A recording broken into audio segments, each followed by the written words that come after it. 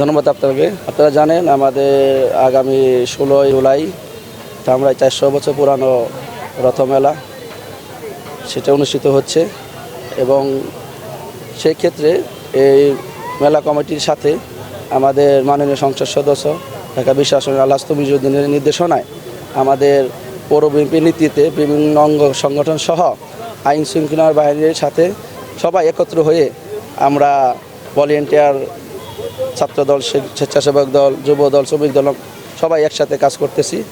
আর আজকে এখানে দেখেছেন আপনারা সাভার সার্কেল এসপি মহোদয় এবং কি ধামরাই থানা ওসি মহোদয় সহ আমাদের থানা বিএনপির সাধারণ সম্পাদক শামসুল ভাই সহ আমরা অনেকেই আজকে এখানে তাদের সাথে পরিদর্শনে ছিলাম।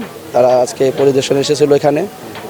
মন্দির কমিটি যারা আছে মাধববাড়ি তাদের সাথে তারা সার্বিকভাবে খোঁজখবর নিচ্ছেন এবং পাশাপাশি আমরাও দলীয় নেতাকর্মী সবাই এই মেলাটা আনন্দ উপভোগ করার জন্য এবং কি তাদের সর্বক্ষণই সহযোগিতা করার জন্য আমাদের নেতাকর্মীরা আমরা সবাই একসাথে কাজ করতেছি।